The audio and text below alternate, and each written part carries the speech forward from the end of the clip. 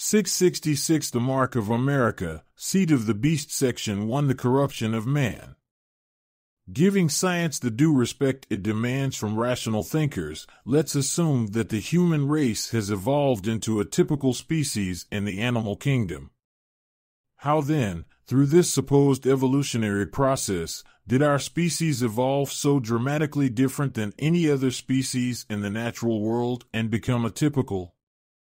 Where does there exist another species, genus, family, order, class, or phylum in which its constituents are, by their own choice, divided into class structures, where one individual dominates and controls another in order to benefit itself exclusively?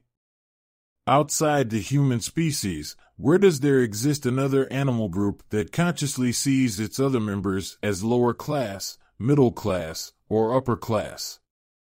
Where else are there caste types set, wherein by birth alone, a creature is assigned a specific honor that sets it in prominence above others? Where in the animal kingdom do the natural instincts of one member serve itself instead of the whole? A weak argument held by some is that there are some alpha males and females throughout the natural world who are given prominent distinction by nature's law. Others might suppose that the queen bee, for example, by the majestic nature of her birth, warrants the worship and class distinction she is given. In reality, the queen bee is a slave to the community. Any others born of the same royal birth are immediately killed, because there is only need for one to fill the role for which she exists. The alpha of any group has little to do with birthrights, but is instead dependent upon the age and strength of the one given the title. If the human race followed this natural law, then the strong African slave would have had dominance over the smaller white landowner without argument. But as it is, the smaller human is able to subdue the larger and stronger, not because of any law of nature, but because of the manipulation of these laws by man. The laws of nature have a single purpose. That purpose is to assure the perpetuation of the species. Alpha males and females are supported in order to assure a hierarchy that works well for the sake of the whole, just as queen bees are coddled and protected to ensure offspring. Regardless of these instincts, the natural law of the animal kingdom does not implement rules and laws that have the potential of destroying entire species. Each species acts within the well-balanced realm of its own environs to ensure that future generations will exist. Instinctual behavior demands this of all species except one, Homo sapiens. Homo sapiens means wise one. The term is taken from the scientific classification given as the genus Homo and the species Sapiens. Of course, those who invented this scientific classification system did not see themselves as stupid creatures, and thus were so inclined to include their genus in comparison to the rest of the animal kingdom as intelligent and wise, sapiens. These wise ones of the animal kingdom came up with a theory in which they could, through their self-proclaimed wisdom, logically support their classification system. This is the theory of evolution.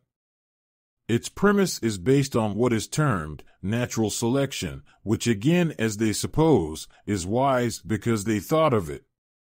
Natural selection can best be described as an evolutionary mechanism that occurs when some individuals of a population are better able to adapt to their environment and subsequently produce more offspring. Nature, in effect, selects which members of a population are fit to survive long enough to reproduce. Differential reproductive success between individuals is the key. Those who produce more offspring have a greater influence on the gene frequencies of the next generation. In easier terms for the common wise ones to understand, survival of the fittest. It would seem, therefore, that if this wise theory could be substantiated as a true law of nature, it would apply to all of the animal kingdom. Yet, if science has proven that a species exists to maintain and perpetuate itself, then the theory of evolution has no verifiable application in the ant world, for example, in which the strongest, the soldiers, could surely kill every worker and every queen and take over the hill. Likewise, an alpha male could kill all other males, he being the strongest of the group, as well as could an alpha female drive off or kill the other females, thus assuring her prominence and future posterity. If only the strongest survive, how have insect species existed for millions of years without any indication of evolution or subjection to the theorized law of natural selection? Could it be that Darwin, the so-called father of the theory of evolution, was not paying attention to the ants crawling up his pants as he crouched on the ground watching the birds? Furthermore, if Homo sapiens evolved from other primates, why aren't other primates evolving? The more the species sapiens learns about itself and its environs, the more it begins to realize that there are more than just two kingdoms on this planet. There are three: the plant kingdom, the animal kingdom, and the human kingdom. Because the human kingdom follows none of the instinctual and natural laws that the other two kingdoms follow, it cannot be logically included under their classifications.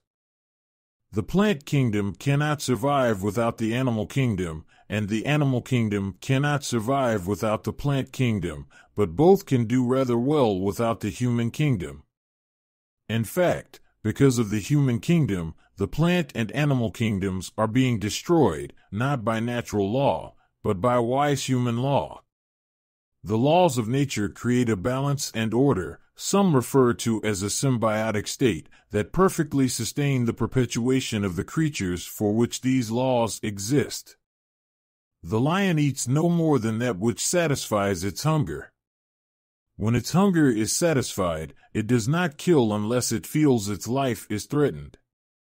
The flower takes no more sun and water than what it needs to grow and flourish. The laws of nature uphold the design of all creatures to sustain the life of their species, and also maintain the environment from which they take this life. Creatures beholden to these natural laws do not have the ability to see themselves as individual and separate parts, but fulfill the measure of their creation in order to sustain the whole. No individual buffalo looks at its herd and makes the decision not to mate so that the herd doesn't get any bigger. No plant or animal subjected to the laws of nature worries about tomorrow, nor do they look up at the stars and wonder what those shining lights are. Humans are not subjected to the laws of nature. Yes, they are affected by the natural world, but they stand alone from all other genuses in their ability to consciously rebel against any law they so choose. If a wise one chooses to have sex for pure enjoyment, for example, it can do so by superseding natural law with the human law of birth control. This natural earth is not subjected to human law, but follows the course it has been following for millions of years. It wasn't until the wise ones showed up that natural law began to be violated and disregarded. Natural law fills the atmosphere with clean, pure air that brings energy to the plants and animals it sustains. It fills pristine streams and rivers with colorful and healthy plants and wildlife. It assures the calm rest of winter brings the refreshing life of spring. In all things, it creates a balance and order for the benefit of all those subjected to it. There is only one thing that keeps nature from doing what it does best: the corruption of man. This concludes 666. The Mark of America, Seed of the Beast, Section 1. The Corruption of Man.